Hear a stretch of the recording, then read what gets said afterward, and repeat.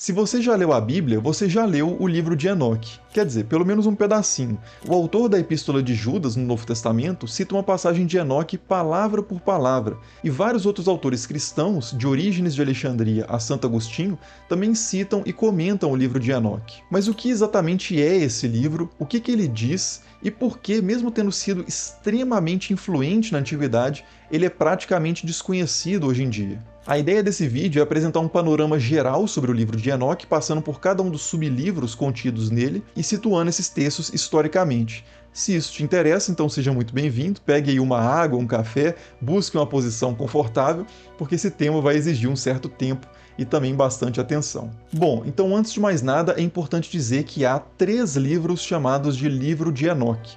O mais antigo de todos é muitas vezes chamado simplesmente de Livro de Enoque mesmo, que é o que eu vou fazer também ao longo desse vídeo. Mas esse mesmo livro também costuma ser chamado de Primeiro Enoque ou Enoque Etíope. Além dele, a gente tem também o Segundo Enoque, ou Enoque Eslavo, e o Terceiro Enoque, ou Enoque Hebreu. Mas apesar desses títulos, primeiro, segundo e terceiro Enoque, esses textos são bem diferentes e bem distantes no tempo e não formam uma sequência. Não é como se fosse, por exemplo, o Poderoso Chefão 1, 2 e 3. Cada um deles é uma obra independente que circulou de forma separada ao longo da história. E outra coisa, o próprio primeiro Enoque não é um único texto. Na verdade, essa obra bem longa, com mais de 100 capítulos no total, é dividida geralmente em 5 livros menores: o Livro dos Vigilantes, o Livro das Parábolas, o Livro dos Luminares, o Livro dos Sonhos e a Epístola de Enoque, além de 2 apêndices bem curtinhos no final. Nesse vídeo, eu vou focar especificamente no primeiro Enoque e nesses sublivros que o compõem. E daqui a pouco a gente vai dar uma olhada em cada um deles, vendo o que diz cada uma dessas partes. Mas antes, vale a pena falar um pouco da data e do contexto desse primeiro Enoque. Segundo o próprio texto, o autor do livro seria o patriarca Enoque, pai de Matusalém e bisavô de Noé, que é mencionado de passagem no livro de Gênesis. O texto lá em Gênesis diz o seguinte: Enoque andou com Deus, depois desapareceu, pois Deus o arrebatou. E é justamente essa relação excepcional de Enoque com Deus e o seu arrebatamento que servem de pano de fundo para as várias visões e jornadas celestiais e até infernais que o livro de Enoque apresenta. Mas claro que a partir de uma abordagem histórica, essa autoria não é aceita. O livro de Enoque contém uma série de visões proféticas que casam muito bem com os eventos do período de dominação grega helenística ali na região da Judéia, e também com eventos do período dos Macabeus, o que indica que o autor sabia desses eventos, que eram passado para ele, ainda que ele colocasse esses eventos como previsões do futuro feitas por Enoque. Bom, caso você parta da premissa de que realmente é possível alguém ter acesso ao futuro, esse argumento de datação talvez não seja muito convincente. Mas o fato é que historicamente, academicamente, se a gente tem um texto que fala de Napoleão, por exemplo, a gente trata ele como posterior a Napoleão. E se um texto fala sobre Judas Macabeu, como o livro de Enoque, a gente trata ele como um livro posterior a Judas Macabeu. E há outros critérios também que corroboram essa data, como o fato de que nenhum texto anterior ao século III a.C. faz referência a ele, o seu estilo literário, o seu vocabulário, a sua gramática, o seu perfil teológico também casa muito melhor com outros textos judaicos posteriores ao período persa e não com textos judaicos mais antigos, e também não há nenhum manuscrito de Enoque anterior ao século III, que exigisse que a gente entendesse que esse livro fosse anterior a isso. E falando nos manuscritos que nós temos hoje desse livro, os mais antigos são fragmentos encontrados entre os famosos manuscritos do Mar Morto. Esses manuscritos mais antigos estão em aramaico e datam entre aí o século III a.C.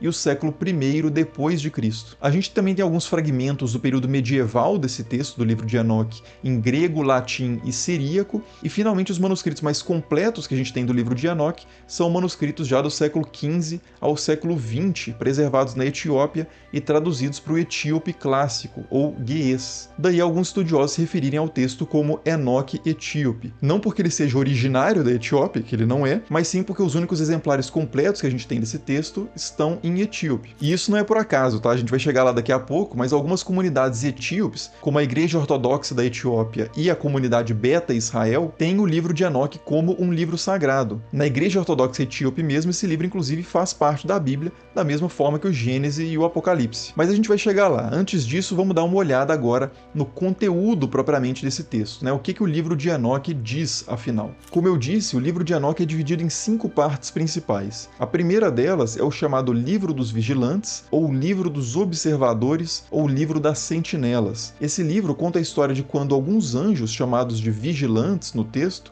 desceram para a terra e tiveram filhos com mulheres mortais. Esses filhos nasceram gigantes e começaram a comer tudo pela frente, desde a colheita, os animais puros e impuros, seres humanos e até eles mesmos. Enquanto isso, os vigilantes, esses anjos descidos do céu, ensinaram aos mortais diversas artes e ciências ocultas, desde a magia e a astrologia até a metalurgia e o uso de cosméticos. Segundo o texto, esses saberes fizeram aumentar a perversidade e o poder destrutivo dos humanos. E isso, somado àquela questão dos gigantes canibais que estavam soltos pela terra, acabou forçando uma intervenção divina da parte de Deus. Primeiro, Deus enviou o anjo Sariel ou Uriel para preparar Noé para o dilúvio que ia cair sobre a terra. Depois, ele enviou o anjo Rafael para combater o vigilante Azael ou Azazel, que é referido como líder dos vigilantes. Depois, Miguel é enviado para combater o vigilante Semiasa, que também é referido como líder dos vigilantes em outros momentos, o que talvez seja inclusive uma pista de que a versão que a gente tem hoje dessa história combina, na verdade, duas versões mais antigas, uma que tinha Azazel como líder e outra que tinha Semiasa, ou podem ser dois nomes para a mesma figura também, mas seja como for, um último anjo, que é Gabriel, é enviado também para destruir os gigantes, e finalmente vem o dilúvio, que purifica a terra, aniquilando basicamente todos os seres vivos que não estavam na Arca de Noé. E claro, o Enoque mesmo não passa por nada disso, porque ele é elevado por Deus até os céus, onde ele faz uma série de visitas guiadas, por assim dizer, guiadas por anjos, aos espaços secretos reservados aos justos e injustos que aguardam o juízo final. Essas visões dos lugares separados, que é como o texto chama, são muito interessantes porque desenvolvem com muito detalhe o imaginário judaico antigo, pelo menos dos judeus da linha do autor de Enoque, a respeito dos destinos pós-vida. A ideia de um espaço que é basicamente uma câmara de tortura eterna, por exemplo, aparece aqui de uma forma que já é muito parecida com o que vai ser posteriormente a ideia de inferno no cristianismo antigo. E o próprio tema da visita guiada a esses espaços antecipa vários outros textos, como por exemplo a Divina Comédia de Dante e outros muito mais antigos, como o Apocalipse de Pedro. E beleza, é mais ou menos isso, bem resumidamente, o livro dos vigilantes. Na sequência vem o livro das parábolas. Essa segunda parte do livro de Enoque é uma das mais controversas de todas, porque ela traz um personagem que tem muitos paralelos com o Cristo do Novo Testamento. Alguns estudiosos até defendem que ela, na verdade, é um acréscimo cristão ao livro de Enoque, feito posteriormente, e realmente não dá para descartar completamente essa possibilidade, porque nenhum dos exemplares antigos do livro de Enoque preservam o livro das parábolas. Só que esses exemplares, na verdade, também são bem fragmentados, e várias partes de outros livros também não são encontradas entre eles, então assim, vai saber. O que a gente pode dizer com certeza é que esse livro tem como tema principal a batalha do bem contra o mal e a questão do juízo final. As visões de Enoque apresentadas aqui separam o mundo basicamente em dois lados. De um lado estão os eleitos, os justos, os santos e os anjos fiéis, e do outro lado estão os opressores, os reis e poderosos e os anjos caídos. O lado do mal é liderado por Azazel e o lado do bem é liderado por Deus, chamado aí no texto de Senhor dos Espíritos, ou então de Cabeça dos Dias. E esse lado do bem também é capitaneado por uma espécie de representante supremo de Deus, que é chamado de o Justo, o Eleito, ou até de o Filho do Homem. Essa é a figura que eu disse que lembra muito a descrição de Jesus ali nos textos cristãos. Ela combina três temas muito presentes no imaginário judaico antigo, que são o tema do rei esperado da linhagem de Davi, o Messias, o tema do servo, que aparece algumas vezes no livro de Isaías, e o tema da personificação da sabedoria, uma espécie de atributo divino existente antes mesmo da criação, que nas versões gregas foi traduzida como logos, a palavra. Mas apesar desses paralelos muito fortes com as descrições de Jesus, o curioso é que no final do livro das parábolas, esse tal de eleito e filho do homem é identificado com o próprio Enoque.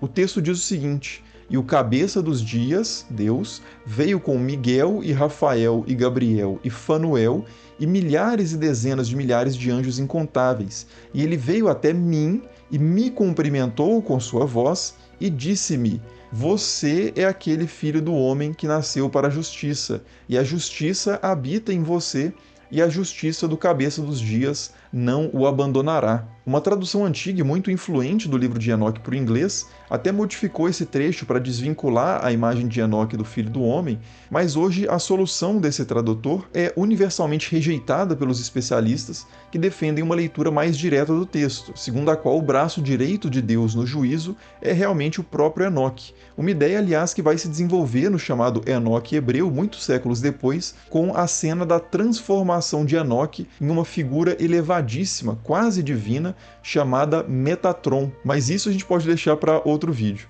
Voltando para o primeiro Enoque, o Enoque etíope, a gente segue então para a terceira parte, que é o Livro dos Luminares. O Livro dos Luminares, ou livro astronômico, é a mais diferente de todas as partes. O interesse principal dela é sobre questões relacionadas ao calendário. A partir de uma série de visões do funcionamento do cosmos, do universo, dos portões que dividem a trajetória dos astros, dos ventos que colocam esses astros em movimento, da ação dos 4 seres que regem as estações, etc. e tal, o autor defende o uso de um calendário solar, em vez do calendário lunisolar, que era mais tradicional no judaísmo antigo. Isso pode parecer meio fora de lugar num texto religioso, mas o fato é que o calendário era absolutamente importante para a definição e observação das festas e dos ritos religiosos. Como definir, por exemplo, quando celebrar a Páscoa, os anos sabáticos e o jubileu, por exemplo?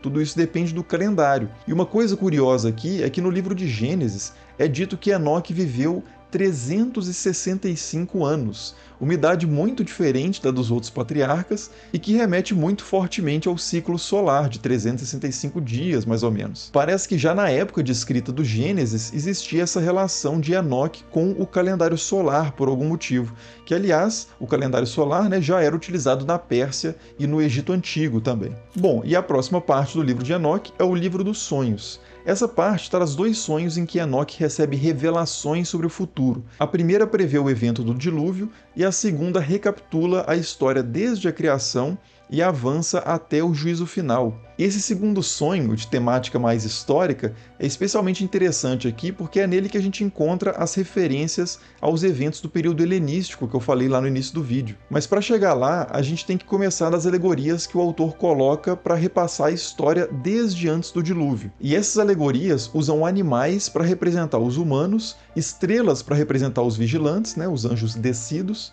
e usa humanos para representar os anjos fiéis. Antes do dilúvio, toda a humanidade é representada como gado. Aí algumas estrelas caem e viram touros que cruzam com novilhas na terra, e essas geram camelos, elefantes e asnos.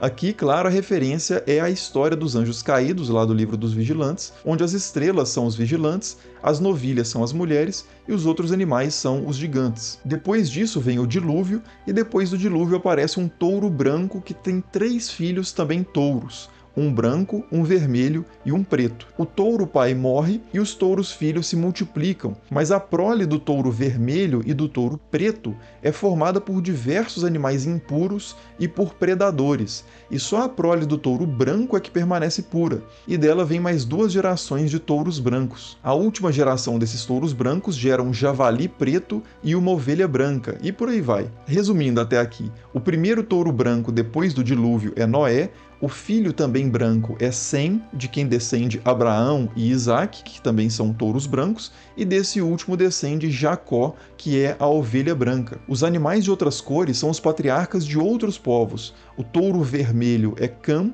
e o touro preto é Jafé, e o javali preto lá do final, o irmão da ovelha branca, é Esaú. Depois dessa fase dos patriarcas, as referências avançam já para o período de domínio grego, das expansões de Alexandre o Grande e dos seus generais, e vai até a revolta dos macabeus contra esse domínio helenístico em meados do século II a.C.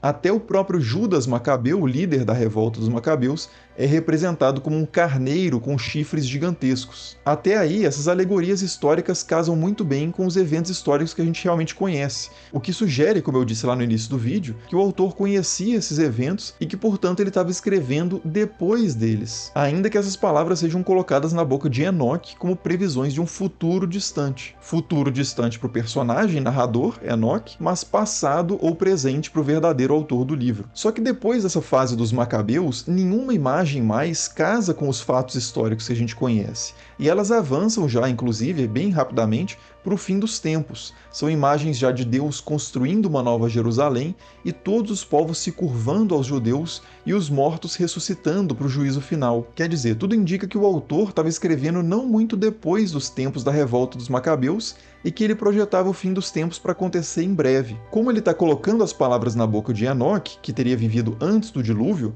ele consegue fazer o Enoque falar bastante sobre o futuro, que afinal de contas é o passado para ele, para o autor. Mas à medida que as visões vão avançando, o futuro de Enoque acaba alcançando o presente do autor, só que o autor precisa continuar até chegar no fim dos tempos, que é futuro para o Enoque e é futuro para ele também. E aí a coisa fica mais difícil. As previsões já não batem mais com nada e se revelam já como pura imaginação e esperança. Que é algo, claro, muito importante sempre, né? Imaginação e esperança em qualquer momento histórico, mas já não é mais história. E aqui vale a pena a gente fazer um parêntese rápido. Esse tipo de previsão do futuro a partir do passado, que chega num futuro que na verdade nunca chega, é algo bem característico da chamada literatura apocalíptica, da qual faz parte o livro de Enoque e também outros livros mais conhecidos, como o livro de Daniel na Bíblia hebraica e o próprio livro do Apocalipse no Novo Testamento. Na segunda parte do livro de Daniel, por exemplo, ali nos capítulos 7 a 12, o autor também relata uma série de visões sobre o futuro usando imagens de animais. O suposto autor do texto seria Daniel, um judeu exilado na Babilônia no século VI a.C. E nas suas visões ele vê um leão, depois um urso, depois um guepardo e depois uma quarta besta dominando a região em que ele vivia, no Antigo Oriente Próximo. O leão é a Babilônia, o urso são os medos, o leopardo são os persas e a quarta besta são os gregos. E finalmente uma das visões fala detalhadamente da sucessão de Alexandre o Grande, dos seus 4 generais, até Antíoco IV Epifânio, que reinou no século II a.C.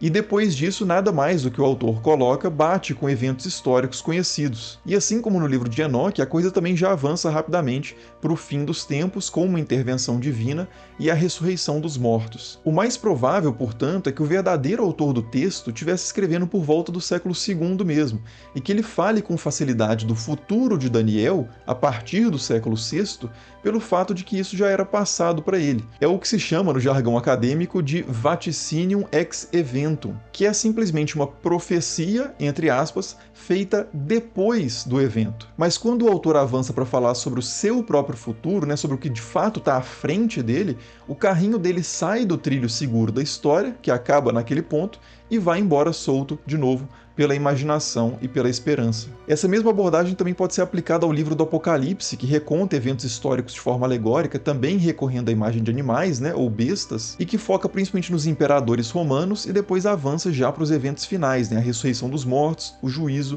e a inauguração da Nova Jerusalém. Mas depois a gente pode fazer vídeos específicos detalhando essa discussão de cada um desses livros apocalípticos. Por hora, vamos voltar lá para o livro de Enoque, que só está faltando a quinta e última parte, que é a Epístola de Enoque. Essa última parte, a Epístola de Enoque, é escrita como uma espécie de testamento e instrução moral destinada aos filhos de Enoque, e por extensão ela é destinada também às futuras gerações que praticarão a retidão e a paz, como diz o texto. Essas instruções são dadas também na perspectiva de um juízo final iminente. O fim está próximo, então esteja preparado. Evite a idolatria, o consumo de sangue, a blasfêmia e a transgressão de outras leis divinas. E caso você seja rico e poderoso, evite construir patrimônio às custas dos outros, não junte dinheiro sujo e não faça banquetes luxuosos enquanto oprime os pobres. E se você não for o opressor, mas sim o oprimido, tenha esperança, diz Enoque. Os injustos serão varridos da terra e a autoridade será dada aos justos. O texto diz: não tema você que tem sofrido, porque receberá a cura, e a luz brilhará sobre você, e a voz da serenidade você ouvirá do céu. É um discurso profético bem característico que promete a condenação dos males que assolam o mundo e dá esperança aos que estão sofrendo esses males. É um clamor por justiça e por dias melhores, uma mensagem muito atrativa que fez com que o livro de Enoque e vários outros livros apocalípticos que foram escritos nesse período fossem muito populares na antiguidade, especialmente dado o contexto de crise que os judeus viviam no período, dominados por potências estrangeiras infinitamente mais poderosas do que eles, como os gregos e depois os romanos, e sem nenhuma perspectiva de resolver a situação de uma forma convencional, pela política, ou pela economia, ou pela guerra. Para muitos nesse contexto, a única esperança era realmente a intervenção criação de um exército invencível de seres sobre-humanos, os anjos, capitaneados por ninguém mais, ninguém menos que o próprio Criador do universo. Só assim para derrotar realmente todos os adversários, visíveis e invisíveis,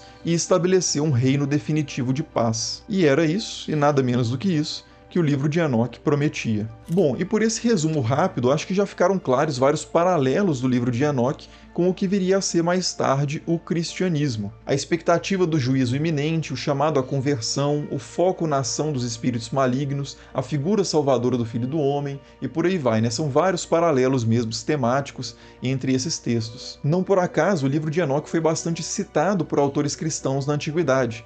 A Epístola de Judas, como eu já disse, cita diretamente o livro dos vigilantes. A Epístola de Barnabé, que fez parte de algumas bíblias na Antiguidade, se refere ao livro de Enoque como escritura. Justino Mártir, Irineu de Lyon e Clemente de Alexandria usaram Enoque para falar sobre a queda dos anjos e sobre a origem dos demônios. Orígenes de Alexandria aceita a autoria antediluviana, antes do dilúvio, do livro de Enoque, mas reconhece que outros líderes da igreja discordavam dessa avaliação. E finalmente Tertuliano de Cartago diz que o livro de Enoque é inspirado e que os judeus não aceitam esse livro porque ele fala de Cristo, e que exatamente por esse mesmo motivo os cristãos não deveriam rejeitá-lo, deveriam abraçá-lo como escritura para si. Mas claro, se Tertuliano está tentando convencer outros cristãos a não rejeitar o livro, é porque alguns já estavam rejeitando. E realmente é essa atitude de maior resistência ao livro de Enoque que vai acabar prevalecendo no cristianismo nos séculos seguintes, principalmente depois das críticas de Santo Agostinho a esse livro. Segundo ele, não se podia negar que Enoque, o sétimo a partir de Adão, tinha deixado escritos sagrados, porque isso era atestado pelo próprio apóstolo Judas na sua epístola canônica. Mas por outro lado, Santo Agostinho desconfiava fortemente da autenticidade do livro de Enoque tal como ele conhecia, o livro que circulava na época dele. Era um livro, segundo ele, que não tinha sido preservado pelos judeus e que parecia fantasioso demais, principalmente por causa da história lá do cruzamento de anjos e mulheres gerando criaturas gigantes. Depois do século IV, as referências diretas ao livro de Enoque por autores cristãos se tornam realmente muito raras, mas não são totalmente ausentes. O monge bizantino Jorge Sincelo, por exemplo, no século IX, preservou alguns trechos do livro dos vigilantes em grego, e um exemplar também grego do livro dos vigilantes foi encontrado na sepultura de um monge egípcio do século IX. E claro, como eu disse lá no início do vídeo também, até hoje o livro de Enoque como um todo é considerado parte da Bíblia pela Igreja Ortodoxa Etíope, e também é um livro considerado sagrado pela comunidade Beta Israel, também na Etiópia. Então assim, sobre a pergunta por que o livro de Enoque não entrou na Bíblia, bom, na verdade ele entrou, pelo menos em algumas, mas realmente na maior parte ele não entrou. E isso tem a ver principalmente com as questões já antecipadas ali quando eu falei da recepção dele pelos primeiros cristãos, que tem a ver principalmente com a questão da autoria desse livro sempre ter sido muito questionada. Orígenes, como eu disse,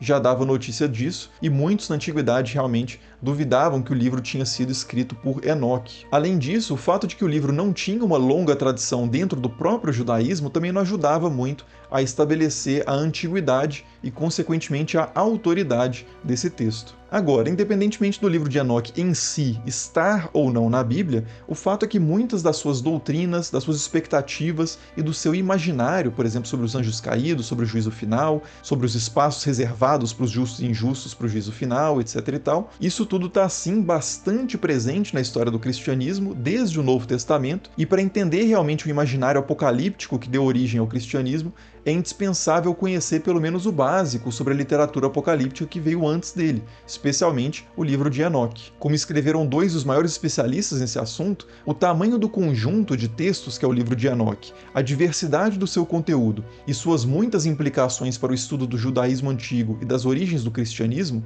fazem dele possivelmente o mais importante texto judaico sobrevivente do período greco-romano. Então fica aí um estímulo para vocês se aprofundarem nesse tema e deem uma olhada também lá no vídeo específico sobre Lúcifer e a queda dos anjos, que também pode te interessar se você se interessa por esse tema. Então até o próximo vídeo, espero que esse panorama tenha sido útil como uma introdução e vamos conversando mais nos próximos vídeos. Falou!